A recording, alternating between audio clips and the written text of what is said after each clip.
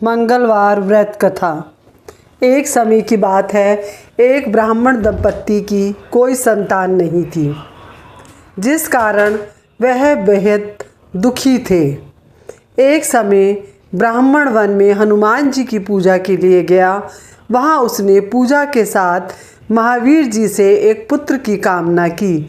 घर पर उसकी स्त्री भी पुत्र की प्राप्ति के लिए मंगलवार का व्रत करती थी।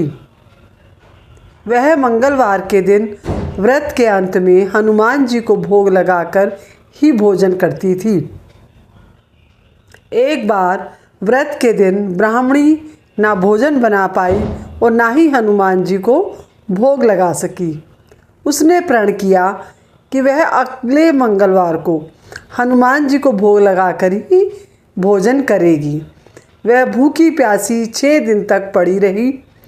मंगलवार के दिन वह बेहोश हो गई। हनुमान जी उसकी निष्ठा और लगन को देखकर प्रसन्न हुए।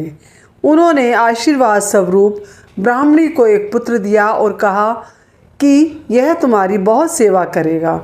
बालक को पाकर ब्राह्मणी अति प्रसन्न हुई। उसने बालक का नाम मंगल रखा। कुछ समय उपरांत जब ब्राह्मण घर आया तो बालक को देखकर पूछा कि वह कौन है। पत्नी बोली कि मंगलवार व्रत से प्रसन्न होकर हनुमान जी ने यह बालक दिया है।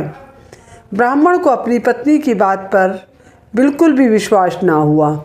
एक दिन मौका देख ब्राह्मण ने बालक को कुएं में गिरा दिया।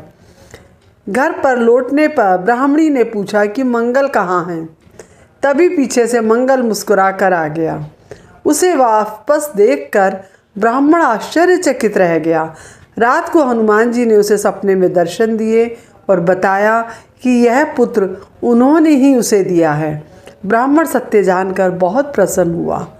इसके बाद ब्राह्मण दंपत्ति प्रत्येक मंगलवार को व्रत रखने लगे।